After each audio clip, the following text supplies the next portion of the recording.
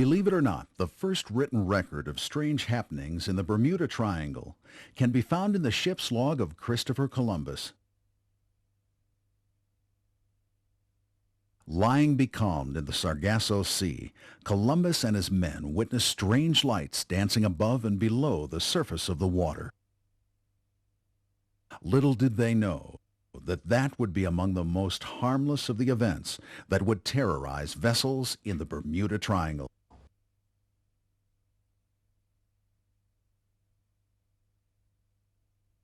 The Mary Celeste was found floating adrift on the open sea.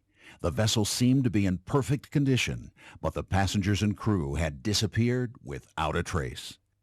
What happened to the 20-ton barge that should have been on the other end of this line?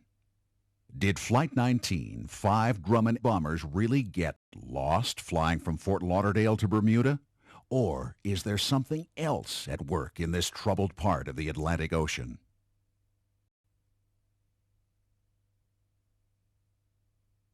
Could it be that the lost continent of Atlantis has something to do with the lost ships and planes of the Bermuda Triangle?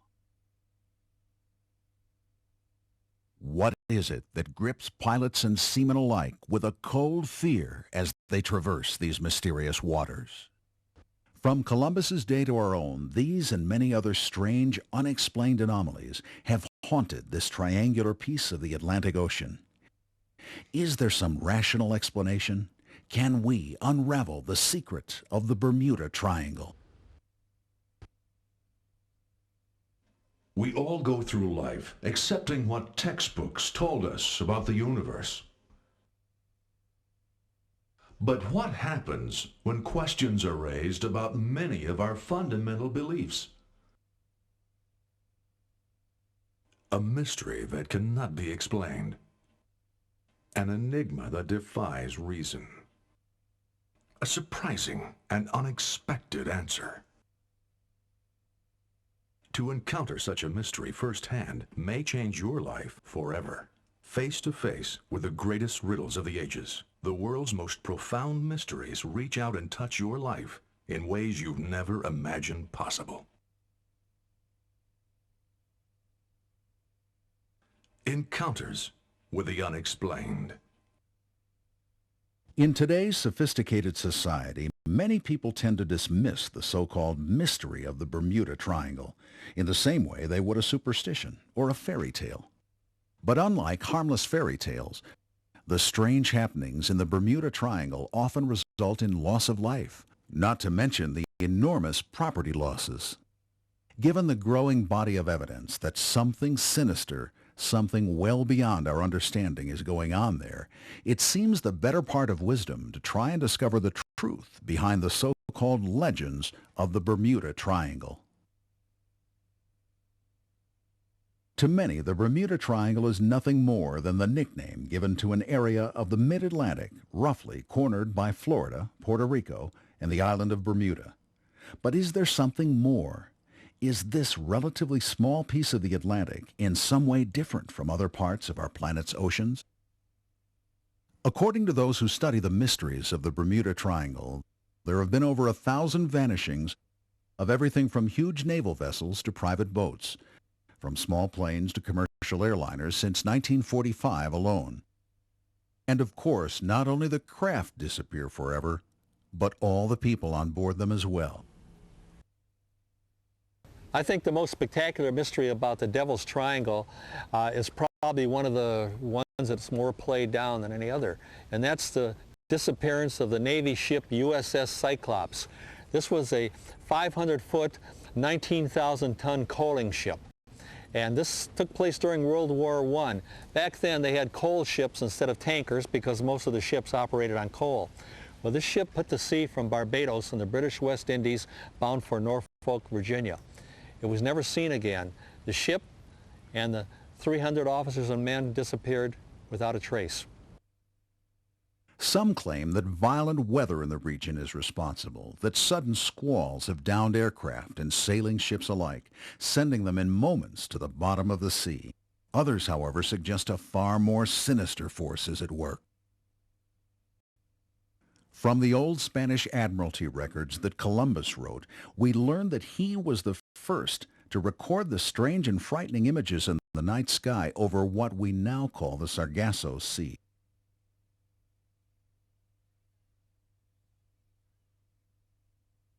We can only guess at the nameless dread that must have filled the hearts of those intrepid seamen lost in a strange and frightening world.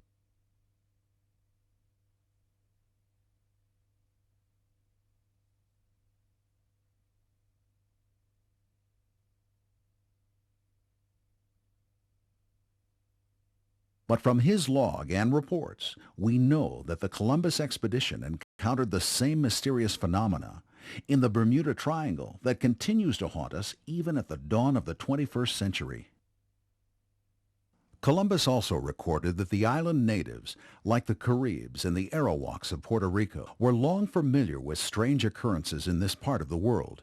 Their legends contain many stories of sky gods and green fireboats that could fly in the sky or under the water. These natives wouldn't think of identifying these strange occurrences as unidentified flying objects, but modern observers have difficulty calling them anything else.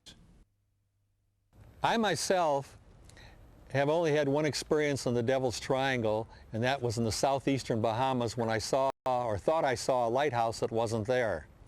Aside from that, I have not experienced anything unusual, but I've known people who've seen what they refer to as UFOs, green glows coming out of the sky and crashing into the water and disappearing down into the depths. And they referred to them as UFOs, and I guess that's what they were, UFOs.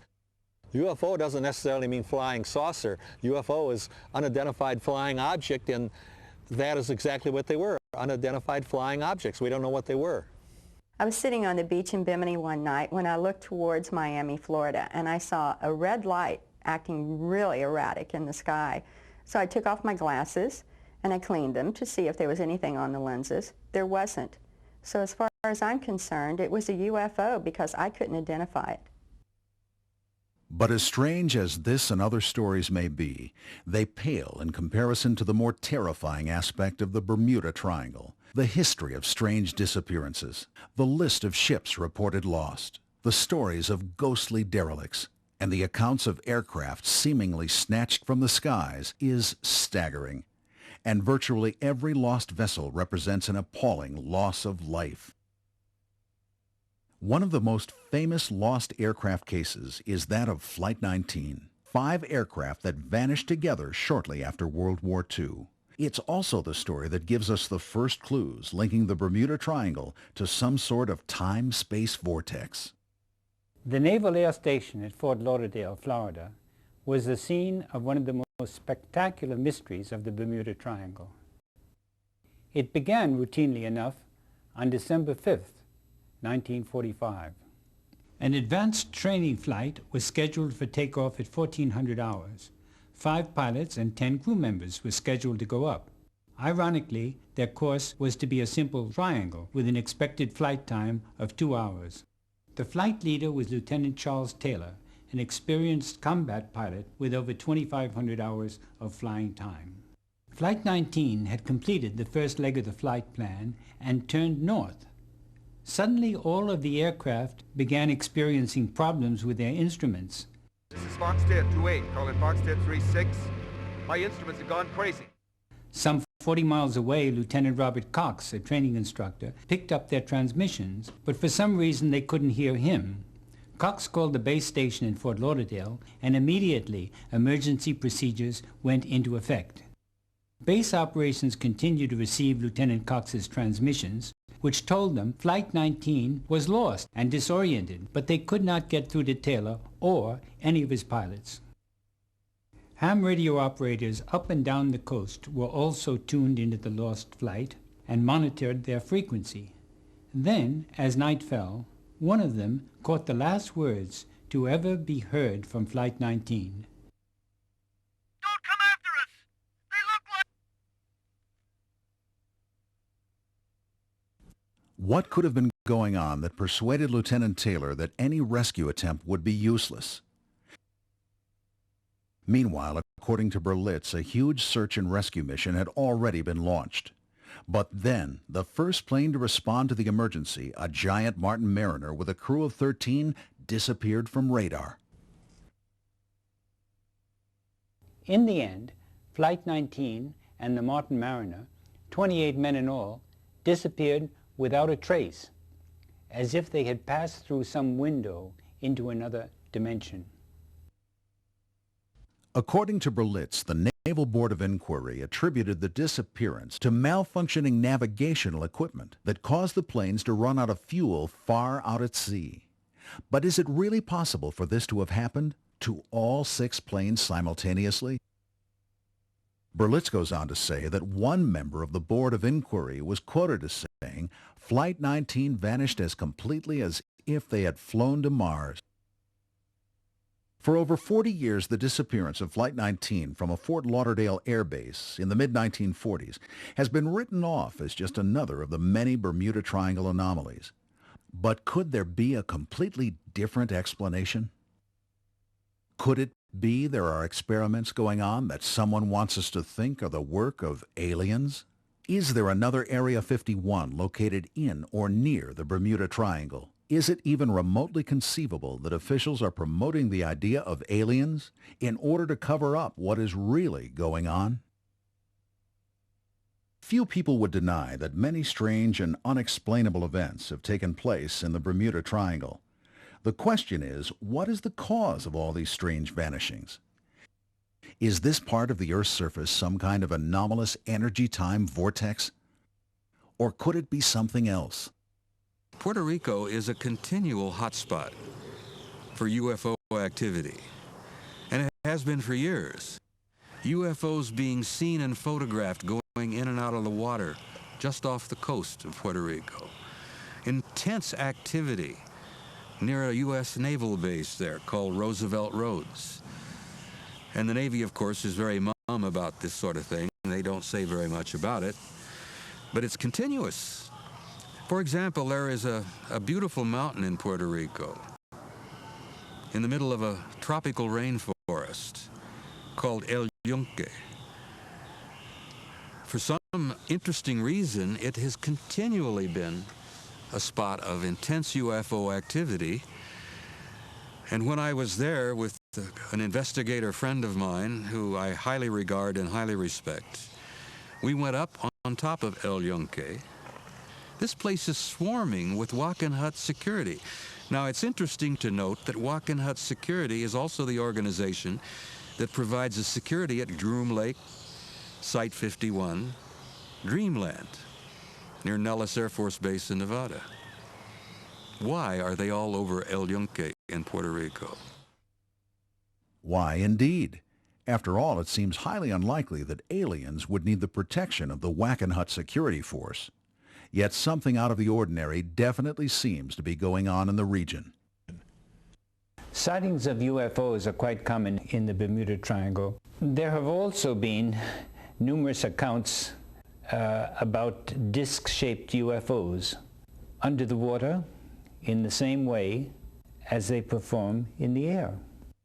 Richard Weiner, author of The Devil's Triangle, relates a case that seems to corroborate these underwater activities. In his book, he tells of a charter boat operator named John Carpenter and of his remarkable experience in the Bermuda Triangle. Carpenter apparently saw 2 craft exploring the water with some sort of projecting energy beam. Carpenter then saw exactly what so many others had reported seeing. Carpenter's experience would seem to confirm that whatever it is that's churning up excitement in the Bermuda Triangle, it goes through the water or through the air with equal ease. Is the beam that Carpenter saw coming from the craft a clue linking these craft to the disappearances in the Bermuda Triangle? Perhaps these incidents are taking place in the Bermuda Triangle in such numbers because they are close to home. Many theorists believe that alien entities have been visiting Earth for thousands of years. Some even believe they may have found a culture here that was far in advance of those elsewhere on Earth. According to the ancient story, all of Atlantis went to the bottom of the sea after some natural catastrophe 12,000 years ago. Perhaps this was the Atlantis that has become a legend. believed by many now to be little more than a myth.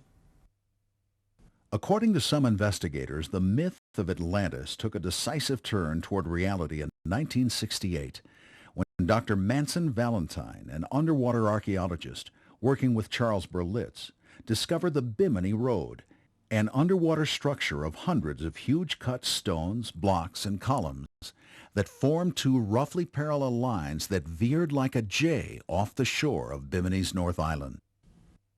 When Manson Valentine first discovered the Bimini Road, he exclaimed in his own quiet way, "I found it. I think I found Atlantis." Now, the big debate since then has been whether or not the formation was natural or man-made.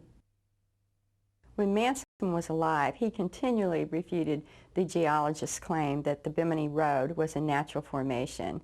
He pointed out to them that many of the stones were hard, flint-like micrite, not soft beach rock. He also noted that the straight lines of the formation did not parallel the beach line, as natural stones would. Also, some of the huge flat stones were propped up on the corners to form dolmens, a sure sign of human work. Probably the most convincing evidence to show that the Bimini Road was at least partially man-made are the architectural features of the tenons and mortises in the stones. And then there's the evidence of side-scan sonar, that's sound waves that bounce sideways off objects, and that tells us what's really there. Add to that the scientific tests that I and others have done, which show that the crystalline structures of adjacent stones were dissimilar. This proves that at least some of the stones were not formed in place. At Bimini, we've been working on discovering what's along the wall on the western shelf of the island at the old beach line, which is several hundred feet down and clearly visible. We've come across some what we call projections or protrusions. They're very striking and really almost out of place there. So we have no conclusions on those yet, but we're still working on it. We've also ran across some terraces, and this terracing is very reminiscent of ancient cultures. Now, we can't decide whether it's just natural erosion or whether these are agriculture terraces or living terraces, but they are terraces. The evidence that humans put the Bimini Road in place is impressive, and many researchers since Valentine have linked the Bimini Road to the legendary lost civilization of Atlantis. But what is there in the myth of Atlantis that can shed light on the mystery of the Bermuda Triangle? The Bermuda Triangle is sometimes linked to the lost continent of Atlantis because some theorists maintain that Atlantis existed in that area of the Bahamas. The whole Bermuda Triangle area is linked to electromagnetic vortices and to unusual underwater structures such as the Bimini Road. It may be possible that a combination of these factors may be responsible for the periodic strange occurrences that happen in the Bermuda Triangle. What's more, only about 2% of the ocean floor has been mapped. Is it any wonder then that lost continents like Atlantis in the Atlantic or the lost land of Lemuria in the Pacific can go unproven and undiscovered for century after century? Does all of this bring us closer to an explanation for the mysterious disappearances in the Bermuda Triangle? Or are we just adding myth upon myth? Space windows that automatically open? The lost city of Atlantis? What should we believe? What can we believe? Before we come to any hard and fast conclusions, you should know there's more, much more to the Bermuda Triangle than has yet to be explained. It isn't just beams of light or beams of energy that punctuate this enigmatic puzzle. There's also some sort of fog or mist that seems to have a variety of peculiar effects on ships and planes. And no less an authority than Albert Einstein said the Bermuda Triangle could be a cosmic doorway leading to a different time and space continuum. The question is, who has the key to that door? Are we looking perhaps at a Bermuda Triangle stargate, a sort of interdimensional transit point? Is there a U.S. naval base in the Bahamas currently functioning as an underwater Area 51?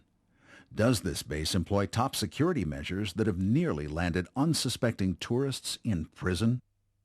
Dr. Michael Preisinger, a German historian with a doctorate in history and sociology, never imagined or expected to have anything to contribute to the controversy of the Bermuda Triangle, a subject he once dismissed. But his own personal encounter with this unexplained phenomenon changed all of that. I'm also trained as a scuba diving instructor, and in 1995 my company sent me to the Bahamas to develop tourist programs for scuba divers.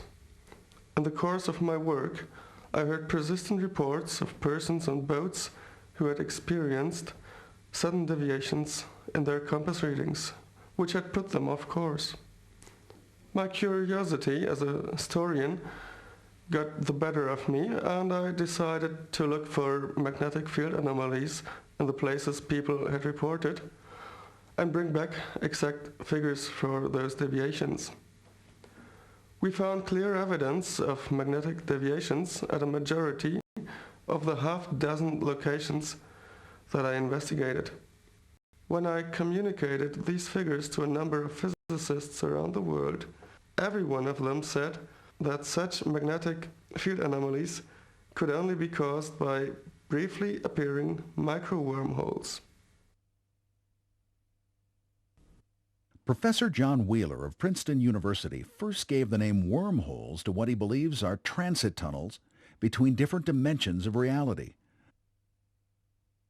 According to Professor Wheeler, these wormholes may be only a gigafraction of a square inch in size, the number 1 preceded by 33 zeros, preceded by a decimal point. And he thinks these mini black holes are bits of virtual matter, that they only exist for a very limited time. In a joint radio interview with me in 1997, Dr. Grażyna Fazar, a highly respected physicist in Berlin, commented on my magnetic findings in the Bermuda Triangle. She said, "From a physicist's point of view, gates to hyperspace can be the only reasonable explanation for these mysterious deviation fields." These startling results led me to investigate, first with skepticism, but then with growing interest, some of the other mysterious Bermuda Triangle phenomena. Researchers have linked both compass deviations and the high incidence of UFO sightings in the area with stargates, or interdimensional transit points. But Dr. Preisinger's research got even more interesting when researchers told him that many of the anomalous sightings took place near the Atlantic Undersea Test and Evaluation Center, or AUTEC, an American naval base on the Bahamas island of Andros. Although the facility only covers 1 square mile on land, it actually comprises 1,670 square miles of the surrounding ocean. Could Dr. Preisinger have stumbled across AUTEC's secrets hidden deep in these waters? I was surprised that AUTEC offered its research facilities to non-military organizations and even supplied special top security areas to all its customers. The same ultra-top security as for its own projects. In 1997, a group of duck hunters planned to hunt on a creek about a mile from the AUTEC base. They walked right by prohibited area signs, thinking the signs were old and outdated.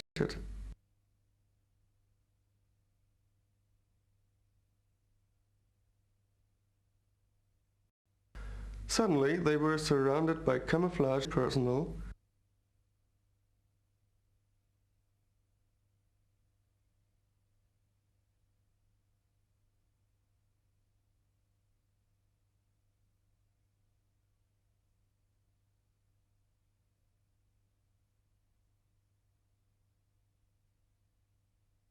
and the colonel questioned them for hours, threatening to turn them over to the Bahamian police and certain imprisonment.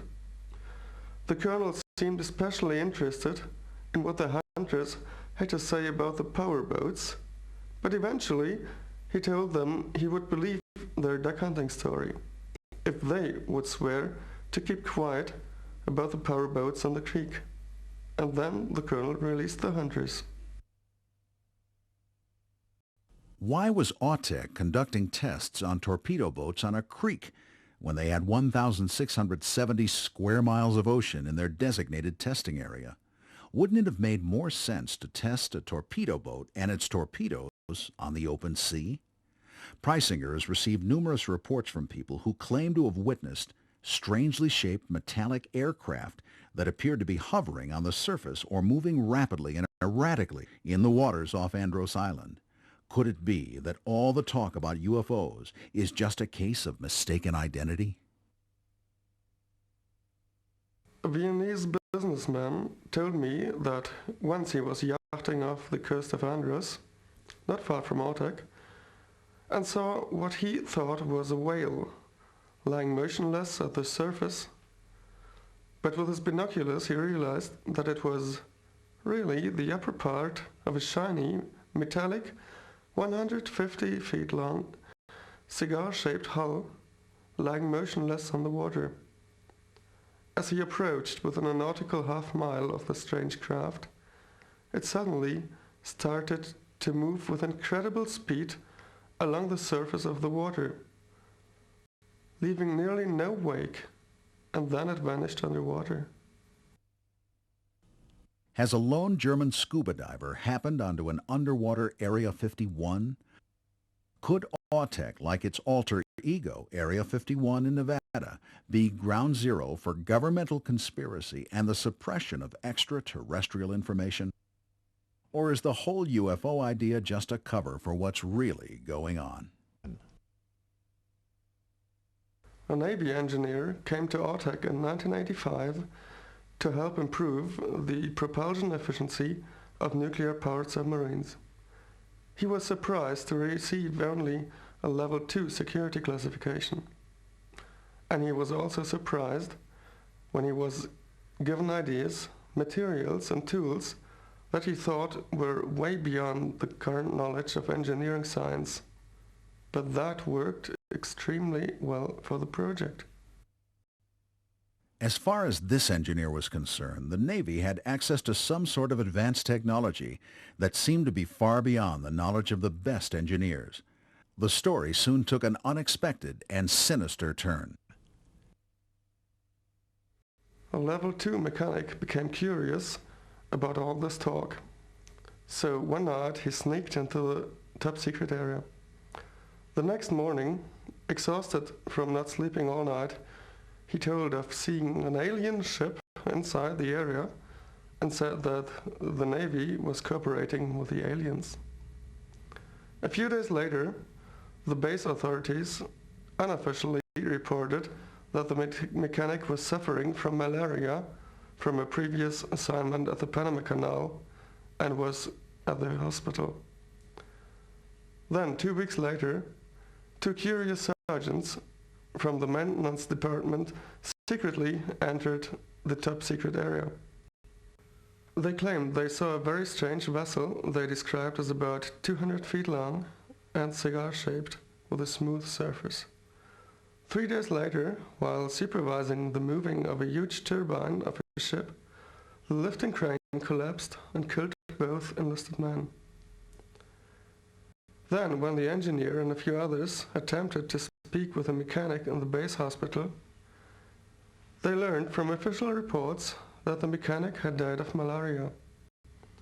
The engineer himself was told that the strange craft from the top secret area was only an empty hull of a new-style submarine. And then suddenly, and for no reason, he was transferred to another naval base.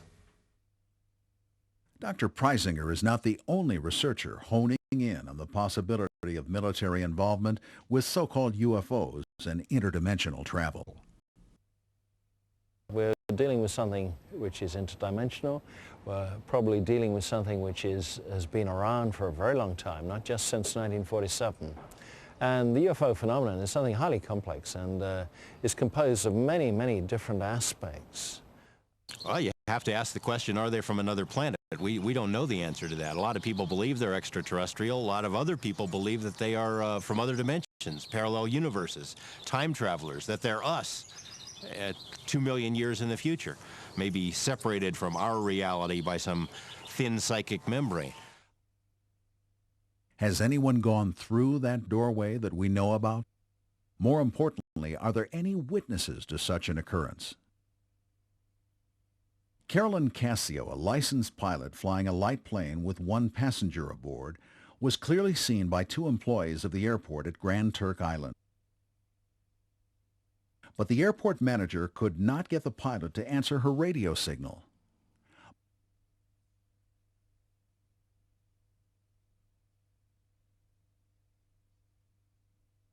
Both the airport manager and an employee watched as the plane circled overhead, easily within their visual range.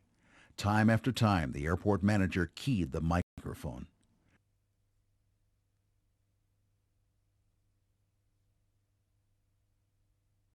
There was no response, but both the startled airport manager and the employee heard the mic on the plane key open, and what they heard sent chills up their spines. I don't understand it. This should be Grand Turk, but there's nothing there.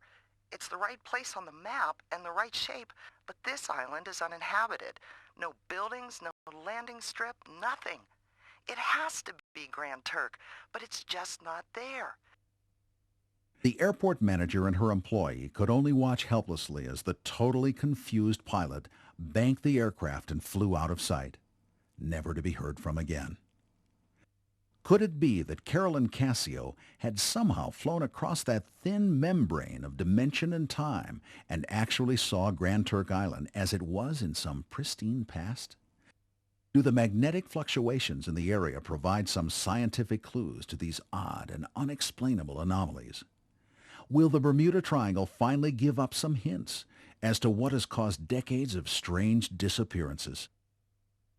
Will investigators at last find something tangible to help explain the long list of missing ships, planes, and people? Or will we just add one more category to the missing list, missing time? So far, several explanations have been advanced to try and account for the strange disappearances in the Bermuda Triangle. Mini wormholes, power from the lost city of Atlantis, UFOs and secret military experiments have all been suggested, but none of these solutions account for the kind of frightening event experienced by Chuck Wakely. Chuck was a private pilot on a charter for Sunline Aviation in Miami.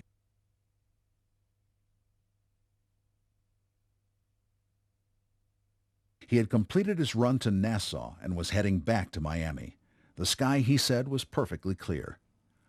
Suddenly, he was surrounded by an intense greenish light.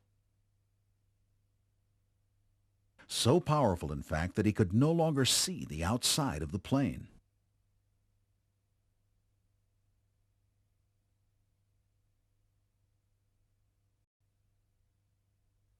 My instruments started malfunctioning, so bad I thought they were going to bust apart.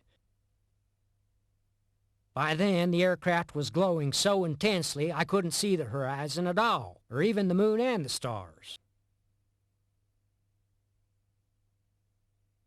Then, bingo, the glow was gone and everything was right normal again. Chuck Wakely is not the only pilot to encounter this murky haze. There have been others with even more bizarre implications.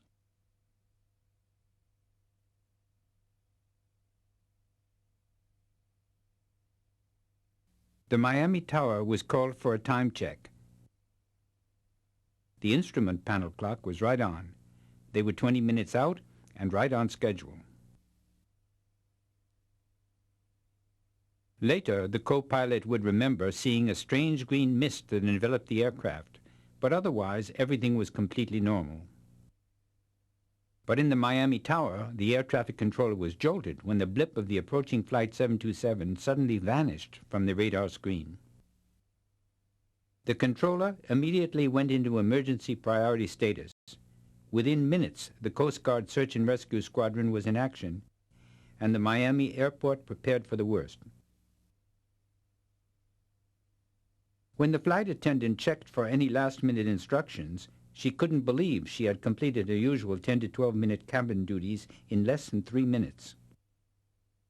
And the co-pilot was surprised to discover the greenish mist that enveloped the aircraft since the time check was gone, not only from about the aircraft, but from the sky itself. Precisely 10 minutes from the time Flight 727 had vanished from the radar screen, it just as suddenly and mysteriously reappeared. The complex equipment was in perfect working order, as the ongoing computer and manual scans verified.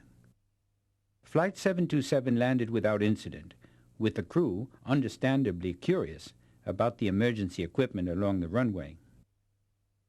And they were all incredulous when told that their arrival was 10 minutes late, despite the fact that the instrument panel clock synchronized exactly with the earlier tower time check. It was now, along with every one of the crew's watches, 10 minutes slow. Was that green fog somehow responsible for the lost 10 minutes? Or could it somehow identify the doorway into another time or another dimension? Whatever it is, the crew and passengers of Flight 727 can be grateful that all they lost was 10 minutes. Captain Don Henry's terrifying encounter with the green fog resulted in a much bigger loss. We were coming back from Puerto Rico on the good news, with a tow of 2,500 ton on 1,000 feet of 4-inch hawser.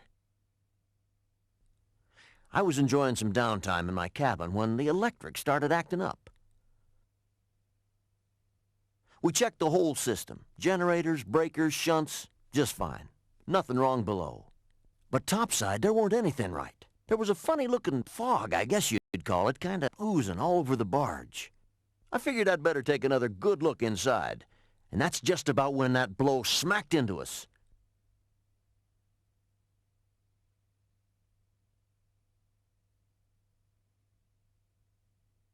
"25 years at sea, I never saw the likes of that squall. It come out of nowhere.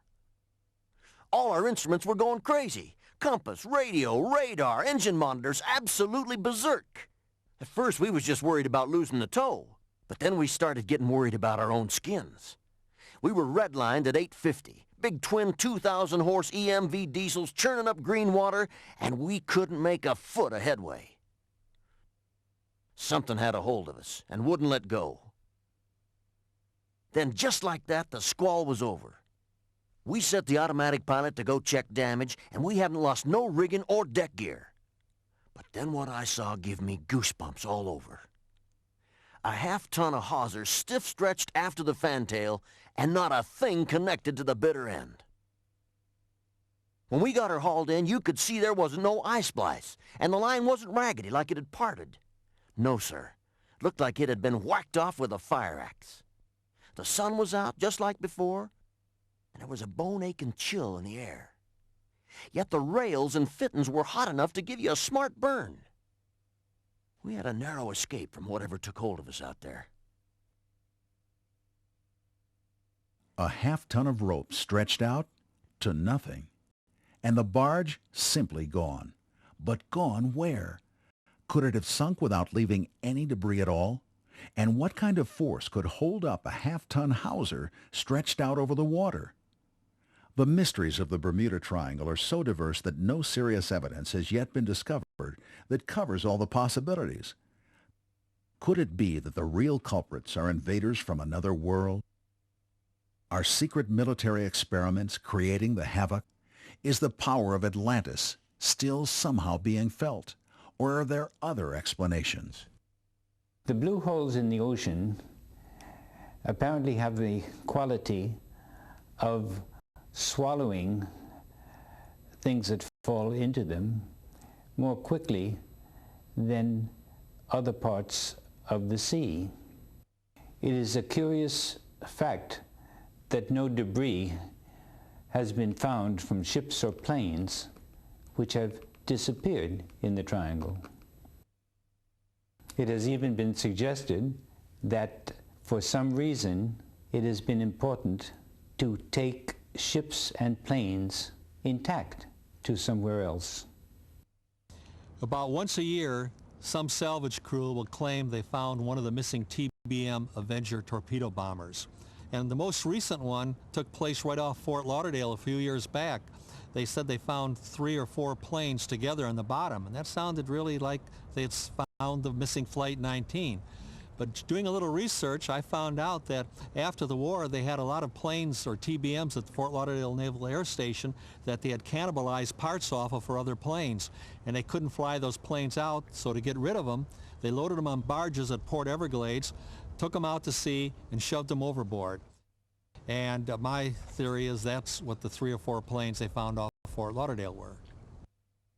So many other unexplainable tragedies have taken place here that the area has earned an even more sinister name, the Devil's Triangle. And that brings up another important question. Are these vanishings exclusive to just this part of the world? The strange goings-on in the Devil's Triangle are not exclusive to the Devil's Triangle. There's also an area off of the east coast of Japan called the Devil's Sea. And if you went in the center of the Devil's Triangle and you bored a hole through the center of the Earth, directly through the center of the core, you would come out in the center of the Devil's Sea. And the Devil's Sea and the Devil's Triangle are the only 2 places on Earth where the compass points to the true north, not the magnetic north. Manson Valentine connected UFOs and magnetic fields in a story about Admiral Richard Byrd, a person who he greatly admired. When Admiral Byrd flew over the icebound South Magnetic Pole, he saw what he described as a land in the sky. It was a green, well-watered, fertile, tree-studded country. Definitely not a mirage. Later that year, Admiral Byrd was flying over the North Magnetic Pole, describing a similar scene during a live radio broadcast to the nation. He was rudely cut off. Manson believed that intense magnetic fields could open doors to other dimensions. So Admiral Byrd's land in the sky was a real and objective world where planes, ships, and even people could mysteriously disappear. But there are those who keep searching for an explanation. Perhaps someday some other intrepid explorer will stumble into Admiral Byrd's lost world.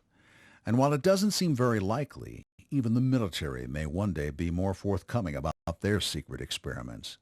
Serious scientists are still trying to come to grips with the unique magnetic fluctuations that suggest minuscule wormholes might somehow be to blame. And perhaps someday we will even be able to solve the mystery of the green mist and the strange lights seen by Columbus.